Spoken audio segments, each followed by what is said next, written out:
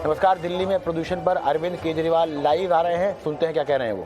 अगर बहुत ज़्यादा सिचुएशन हालात ख़राब हो जाते हैं तो उसका हम पूरा वर्कआउट कर रहे हैं कि उसके क्या मायने होंगे, उस लॉकडाउन के क्या मायने होंगे। अभी लगा नहीं रहे हैं, हम एक उसका प्रस्ताव बना रहे हैं और इस प्रस्ताव को हम सुप्रीम कोर्ट के सामने रखेंगे कि अगर ऐसा ऐसा होता है और केंद्र सारी एजेंसी से डिस्कस करके, बिकॉज ये बहुत ही एक्सट्रीम स्टेप होगा, तो सारी एजेंसी से केंद्र सरकार को कॉन्फिडेंस में लेके, सीपीसीबी को कॉन्फिडेंस में लेके, सफ़र को कॉन्फिडेंस में लेके अगर ऐसे हालात बनते हैं तो फिर उसमें दिल्ली के अंदर सारे प्राइवेट व्हीकल्स, कंस्ट्रक्शन, ट्रांसपोर्ट, ये सब व्हीकुलर, ये कंस्ट्रक्शन और इंडस्ट्रियल, ये बंद एक्टिविटीज़ बंद की जा सकती हैं। तो ये एक प्रस्ताव, अभी केवल प्रस्ताव के तौर पे इसको हम कोर्ट के सामने रखेंगे। तो ये 4 मोटे मोटे तौर पे निर्णय लिए गए। हम दिल्ली वालों ने हमेशा बड़ी से बड़ी मुसीबत का बड़े अच्छे से सामना किया है और ये हमारी सबकी सांसों का सवाल है, हमारे सबके सेहत का सवाल है, ज़िंदगी का सवाल है। मैं दिल्ली के लोगों से उम्मीद करता हूं और अपील करता हूं कि सब लोग मिलके इस पोल्यूशन की प्रॉब्लम से भी अच्छे से निपटेंगे। ये कठोर कदम जो हम उठा रहे हैं, ये मजबूरी है और ये सब दिल्ली के लोग समझेंगे कि ये मजबूरी है, ये उठाना ज़रूरी है। सर, कोर्ट भी लगातार ये कह रहा है कि साल दर साल लगभग यही कहानी इस समय पर चलती रहती है। बहुत सारे कदम उठाए गए सरकार की तरफ से, चाहे केंद्र सरकार हो चाहे दिल्ली सरकार हो, फिर भी सूरत नहीं बदल रही है। इस समय पर वही स्थिति बन जाती है पिछले साल या 2 साल पहले थी। इसमें मैं उम्मीद करता हूँ सारी सरकारें काम कर रही हैं, केंद्र सरकार काम कर रही है, अन्य राज्य सरकारें काम कर रही है। अब सुप्रीम कोर्ट ने भी इसका कॉग्निजेंस लिया है। मैं उम्मीद करता हूँ कि इसका समाधान निकलेगा। दिल्ली की तरफ से हम जो कर सकते हैं हम वो सारे एफर्ट्स कर रहे हैं। सर, क्या ग्रुप ऑफ मिनिस्टर्स भी बनाया जाएगा इस क्राइसिस को हैंडल करने के लिए? अभी तो हम सारे एक साथ ही बैठे हुए थे, सारे ऑफिसर्स भी बैठे हुए थे। जब भी जरूरत पड़ेगी हम सारे फिर दोबारा 3 दिन के लिए सब बंद किए गए। हाँ जी, अभी 3 दिन के लिए है, उसके बाद हम वो करके और फिर आगे लॉकडाउन लगाएंगे। वही मैंने कहा कि हम ये बहुत एक्सट्रीम एक्टिविटी अभी तक ये कभी किया नहीं गया, तो हम ये कोर्ट के सामने रखेंगे कि ये हमारा प्रस्ताव है और एक्सट्रीम सिचुएशन के अंदर क्या ऐसा करना चाहिए। 2-3 बार हो चुका है व्हीकुलर पॉल्यूशन। मतलब अब जैसे सरकारी दफ्तर जब सारे बंद कर दिए तो इसका इम्पैक्ट, सरकारी गाड़ियां बहुत ज्यादा हैं, दिल्ली सरकार के सारे ऑफिसर्स बंद कर रहे हैं। फिर आप लोग भी घर से काम करेंगे? सब लोग वर्क फ्रॉम होम करेंगे अनलेस कोई जरूरी वो हो तो। सर, कोर्ट ने भी कहा है कि केंद्र सरकार सभी को मिलजुल कर बातचीत के लिए बुलाई, इसकी बातचीत करेंगे। हम हमेशा तैयार हैं और हम सब मिलके काम करेंगे।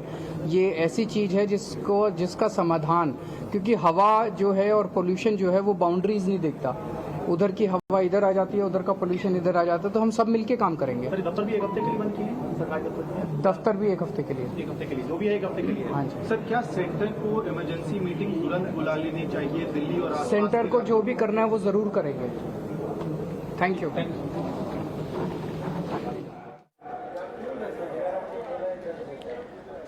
देखिए, 2 से 3 बड़े फैसले यहाँ पे अरविंद केजरीवाल ने कहे हैं। सबसे पहली जो बात कही है वो है कि दिल्ली में कंस्ट्रक्शन के ऊपर अब यहाँ पर रोक लगा दी गई है।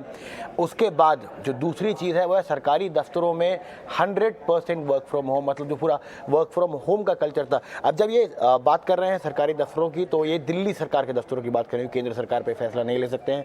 एक और इम्पॉर्टेंट बात, 14 से 17 नवंबर तक कंस्ट्रक्शन के काम पर रोक रहेगी। ये दूसरा बहुत इंपॉर्टेंट चीज़ है। स्कूलों को लेकर खबर आ रही है कि स्कूल सोमवार से दिल्ली में बंद करेंगे। इनफैक्ट हम कुछ देर पहले बात कर ही रहे थे कि स्कूलों को लेकर एक्शन ले सकती है सरकार। तो ये 2 से 3 जो बड़े कदम हैं। उसके बाद लॉकडाउन को लेकर भी केजरीवाल ने ये बात कही कि हो सकता है वो सुप्रीम कोर्ट में जाएंगे और ये प्रस्ताव रखेंगे कि ये एक एक्सट्रीम सिचुएशन है और अगर ज़रूरत पड़ती है तो ही वो लॉकडाउन जैसे बड़े कदम उठाएंगे, वरना तो जो 3 कदम हैं उन पे दिल्ली सरकार ने इस इमरजेंसी मीटिंग में फैसला लिया है।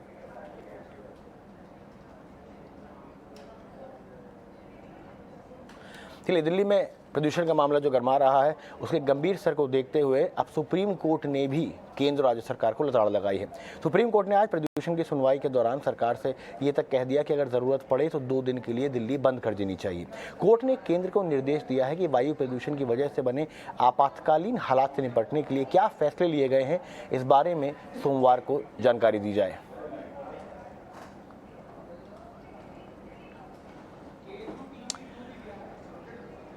अब रुक कर लेते हैं नॉर्थ ईस्ट का। मणिपुर से एक दुखद खबर आ रही है। मणिपुर के चूड़ाचांदपुर जिले के सिंघट इलाके में सेना की टुकड़ी पर हमला हुआ है, जिसमें असम राइफल्स के कमांडिंग ऑफिसर कर्नल विप्लव त्रिपाठी समेत 5 जवान शहीद हो गए हैं।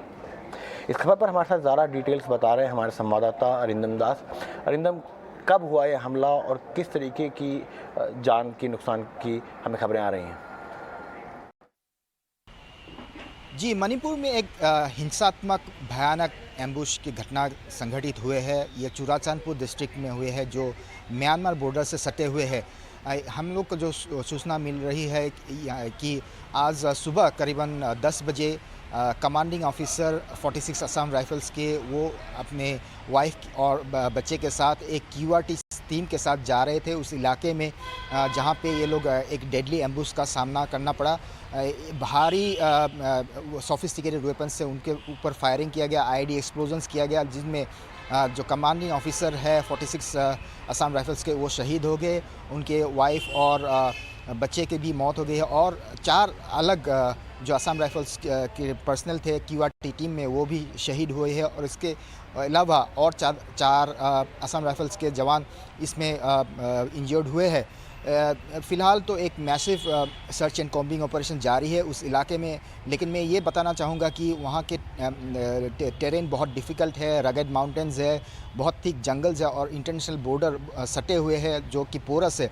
तो जिस टेररिस्ट ऑर्गेनाइजेशन ने ये हमला किया है, ये सस्पिशन किया गया है कि वो लोग शायद हिट एंड रन का स्ट्रेटजी अप्लाई किया होगा कि यहाँ पे एम्बुश करके म्यांमार में भाग गए होंगे। लेकिन फ़िलहाल तो एक joint combing and search operation जारी है असम राइफल्स और मणिपुर पुलिस की तरफ से, जो इस हमलावर के पीछे लगे हुए हैं। लेकिन अभी रात हो चुकी है और उस इलाके में अभी सर्च एंड कॉम्बिंग ऑपरेशन करना बहुत ही डिफ़िकल्ट होगा, लेकिन फिर भी जवानों की तरफ से और पुलिस की तरफ से एक massive search and combing operation उस इलाके में अभी जारी है। मणिपुर से ये दुखद खबर आती हुई आगे बढ़ते हैं। मिशन उत्तर प्रदेश 2022 के लिए बीजेपी तैयारियों में जुटी हुई है। इसी कड़ी में आज गृह मंत्री अमित शाह ने आजमगढ़ में रैली को संबोधित किया। इस दौरान उन्होंने समाजवादी पार्टी पर जमकर निशाना साधा। आइए सुनते हैं क्या कहा उन्होंने। मित्रों, सबसे बड़ा काम अगर भाजपा के शासन में हुआ है तो उत्तर प्रदेश को माफिया राज से मुक्ति दिलाने का काम योगी आदित्यनाथ। आजमगढ़ इसका उदाहरण है। कैराना से लोग पलायन कर रहे थे, बच्चियों की उच्च शिक्षा नहीं हो पाती थी। आज मैं गर्व के साथ पूरे देश भर के अंदर कहता हूं कि माफिया उत्तर प्रदेश छोड़कर चले गए हैं। यहां माफिया का राज नहीं है, कानून का राज। मोदी जी ने एक जैम लाया है जिससे भ्रष्टाचार विहीन खरीदी हो सके। उसका आधार क्या है? जे का मतलब है जन धन बैंक अकाउंट, ए का मतलब है आधार कार्ड और एम का मतलब है हर आदमी को मोबाइल। अब जब मैं कहीं बोला ऐसा गुजरात में, तो एक समाजवादी पार्टी के नेता बोले हम भी जैम लाए हैं। मुझे थोड़ा आश्चर्य लगा। मैंने एक पत्रकार को पूछा कि भाई ये कौन सा जैम लाए, जरा जांच करो तो। उसने कहा आपको मालूम नहीं है? मैंने बोला नहीं, मुझे नहीं मालूम है। उन्होंने कहा उनके जैम का मतलब है जे से जिन्ना, ए से आजम खान और एम से मुख्तार। अब भाई आप मुझे बताओ, आपको भाजपा का जैम चाहिए या समाजवादी पार्टी का चाहिए? चलिए, रेलवे मंत्रालय ने बड़ा फैसला किया है। अब 1700 से अधिक ट्रेन कोरोना पूर्व समय के हिसाब से चलेंगी। इस खबर पर और जानकारी के लिए हमारे साथ हमारे संवाददाता समीर दीक्षित जुड़ रहे हैं। समीर, बताएं क्या फैसले हुए हैं? यात्री ट्रेनों को लेकर के भारतीय रेलवे ने एक नया आदेश जारी किया है। आदेश के मुताबिक जो ट्रेनें कोविड काल के दौरान बतौर स्पेशल ट्रेन चल रही थी, अब वो स्पेशल ट्रेन के तौर पे नहीं चलेंगी, यानी कि उन ट्रेनों के आगे जो शून्य संख्या लगी होती थी वो शून्य संख्या हट जाएगी। और इस नए आदेश का सीधा मतलब यह है कि कोविड काल से पहले जिस तरीके से यात्री ट्रेन मसलन मेल और एक्सप्रेस ट्रेन का संचालन होता था, उसी तरीके से इन ट्रेनों का संचालन होगा। स्पेशल ट्रेन का तमगा हट जाएगा, शून्य नंबर का जो टैग लगता था वो हट जाएगा। और इसका एक और फायदा जो रेल मुसाफिरों को मिलेगा वो ये है कि क्योंकि स्पेशल ट्रेनों में किराया थोड़ा ज्यादा होता था पहले के मुकाबले, तो अब किराए में भी मामूली राहत रेल मुसाफिरों को मिलेगी। ये नया आदेश अगले 1 से 2 दिन में लागू हो जाएगा। सभी जोनल जनरल मैनेजर को इस बात के लिए अवगत करा दिया गया है और ये नए आदेश 1-2 दिन में लागू हो जाएंगे। हालांकि जो कोविड प्रोटोकॉल है, यानी कि रेल यात्रा के दौरान जो कैटरिंग सेवा है, खान पान सेवा है, वो शुरू नहीं होगी। साथ ही जो मुसाफिरों को चादर या तकिया मिलती थी पहले, उस पर रोक अभी भी बरकरार रहेगी।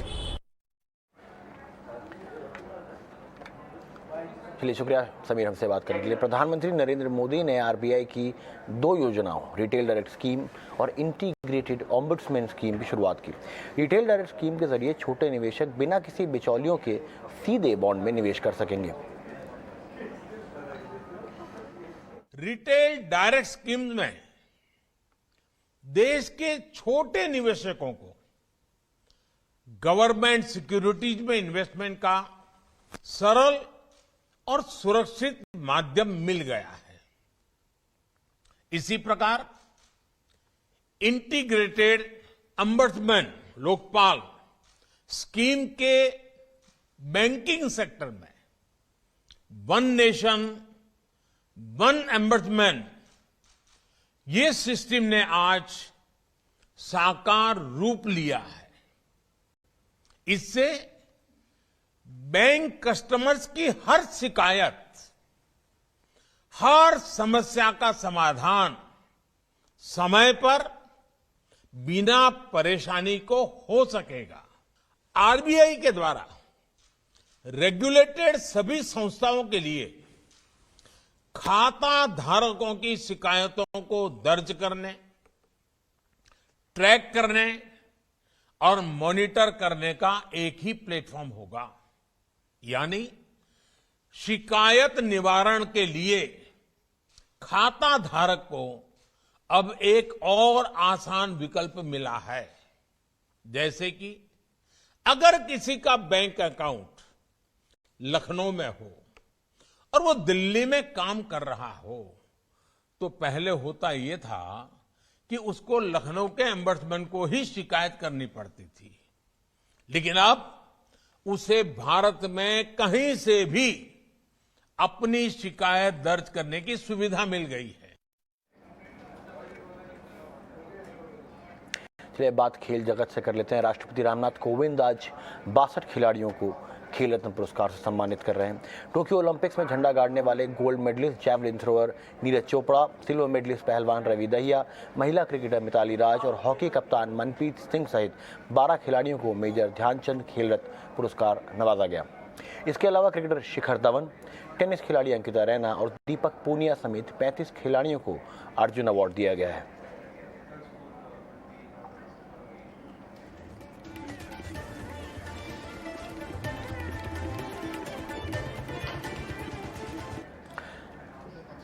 चलिए, मेजर ध्यानचंद खेल रत्न पुरस्कार से नवाजे गए नीरज चोपड़ा कल बने थे हमारे स्वदेश हीरो और सुबह ओपनिंग बेल बजाकर की थी कारोबार की शुरुआत। हमारे सहयोगी समीर दीक्षित ने नीरज चोपड़ा के साथ एक्सक्लूसिव बातचीत की थी।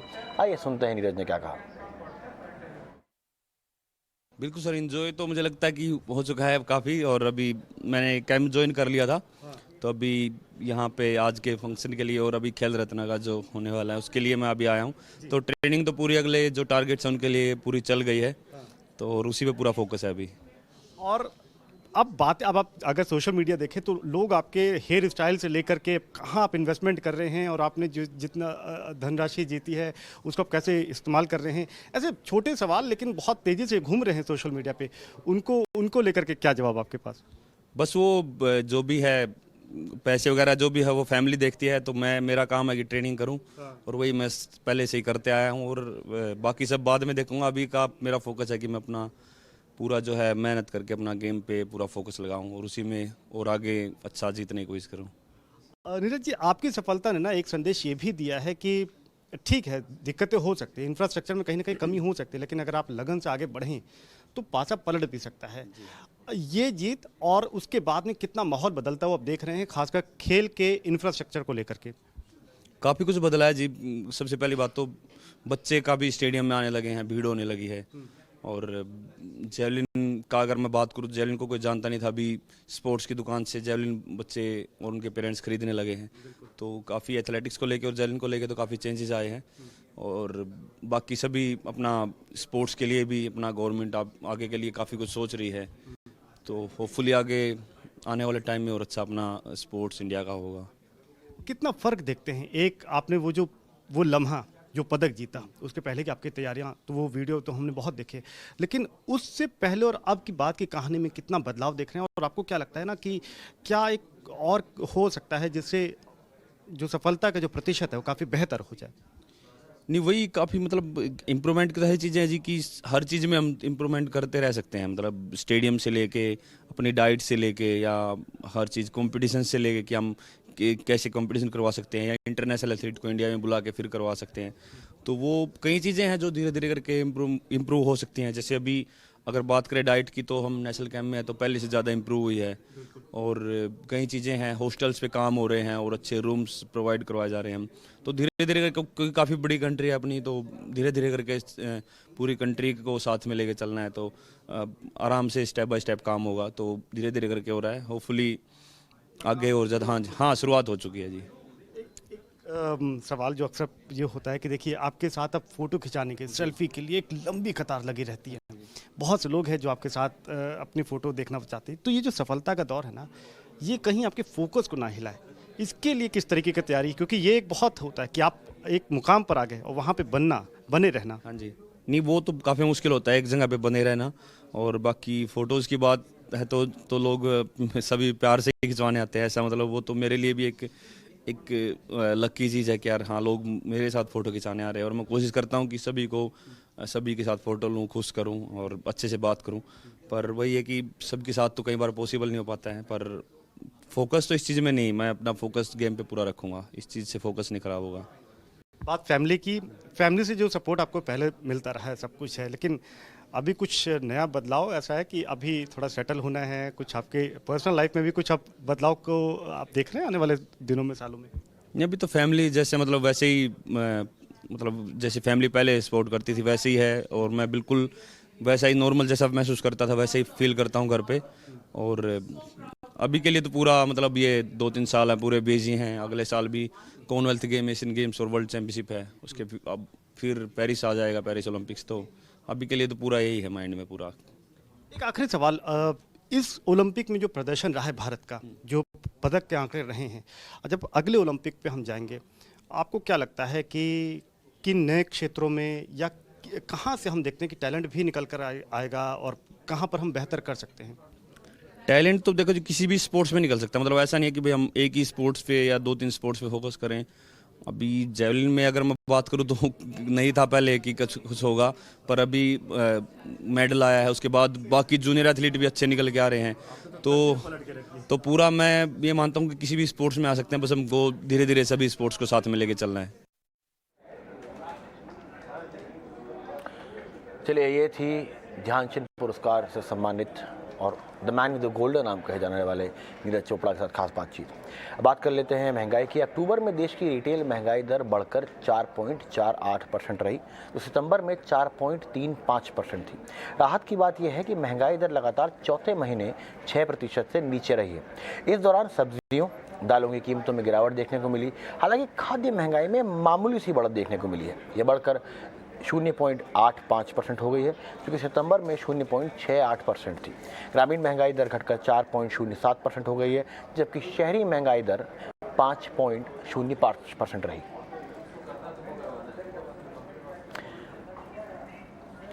तो अक्टूबर में तो महंगाई स्थिर रही है, लेकिन आगे शायद महंगाई का करंट लग सकता है। कई कंपनियां अब सामान की कीमत को 8 से 10% बढ़ा सकती हैं। आखिर क्या है वजह? देखिए ये रिपोर्ट।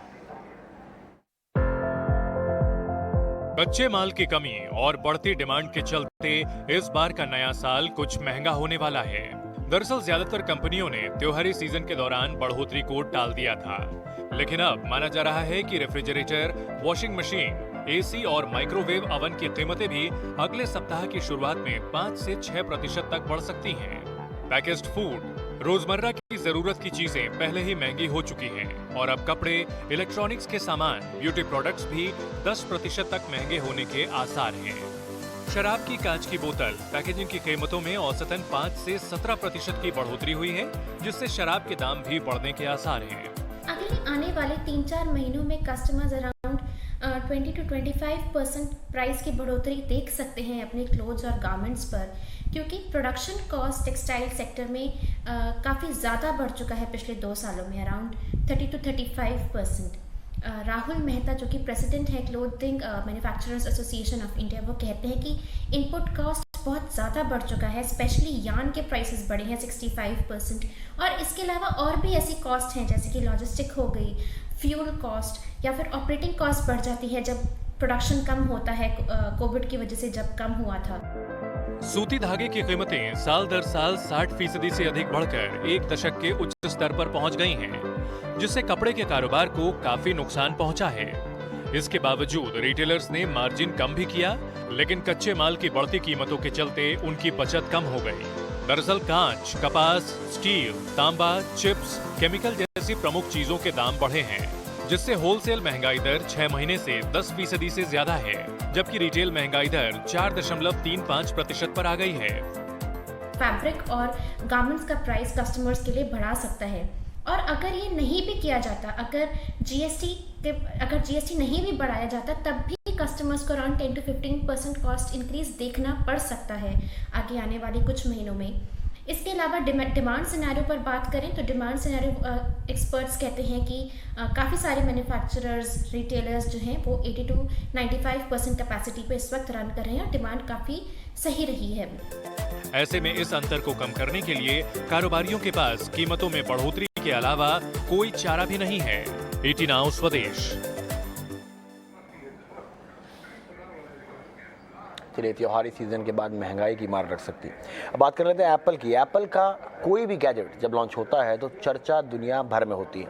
एप्पल ने अपने लुक और क्वालिटी के दम पर गैजेट लवर्स के बीच एक खास जगह बनाई है। वही कीमतों के चलते एप्पल के प्रोडक्ट्स आज एक स्टेटस सिंबल भी बन गए हैं। लेकिन क्या आपको पता है कि एप्पल के सबसे पुराने कंप्यूटर की कीमत क्या रही होगी? आइए जानते हैं। टेक कंपनी एप्पल अपने नए गैजेट्स को लेकर हमेशा सुर्खियां बटोरती रहती है। हाल ही में एप्पल ने अपने पहले कंप्यूटर की नीलामी की है। एप्पल के सबसे पहले कंप्यूटर यानी कि एप्पल वन को $4 लाख यानी करीब 2,97,00,000 रुपए में नीलाम किया गया है। इस कंप्यूटर की खासियत इसलिए भी ज्यादा है क्योंकि इस कंप्यूटर को 45 साल पहले कंपनी के संस्थापक स्टीव जॉब्स और स्टीव वॉजनियक ने अपने हाथों से बनाया था। इसे एप्पल वन नाम दिया गया था। अब आपको बताते हैं कि इस कंप्यूटर में ऐसा क्या खास है जिसकी वजह से इसे इतनी बड़ी कीमत में खरीदा गया है। ये कंप्यूटर उन 200 मशीनों में से एक रहा है जिसे कंपनी के शुरुआती दौर में बनाया गया था। अगर इसकी खासियत की बात करें तो ये कंप्यूटर हवाई में पाई जाने वाली एक लकड़ी से बना है, जो एक अलग किस्म की कोवा लकड़ी होती है, और ये इसी के फ्रेम से बनाया गया है। ओरिजिनल 200 कंप्यूटर में से कुछ का ही निर्माण स्टीव जॉब्स और स्टीव वॉजनियक ने खुद किया था। इस कंप्यूटर को सबसे पहले कैलिफोर्निया के रैंचो कुकामोंगा में खरीदा गया था। पहले खरीदार शैफी कॉलेज में इलेक्ट्रॉनिक्स के प्रोफेसर थे और बाद में उन्होंने साल 1977 में इस कंप्यूटर को अपने एक छात्र को $650 यानी तकरीबन 48,000 रुपए में बेच दिया था। अब एक बार फिर से इस डिवाइस को नीलाम किया गया है। ET Now स्वदेश।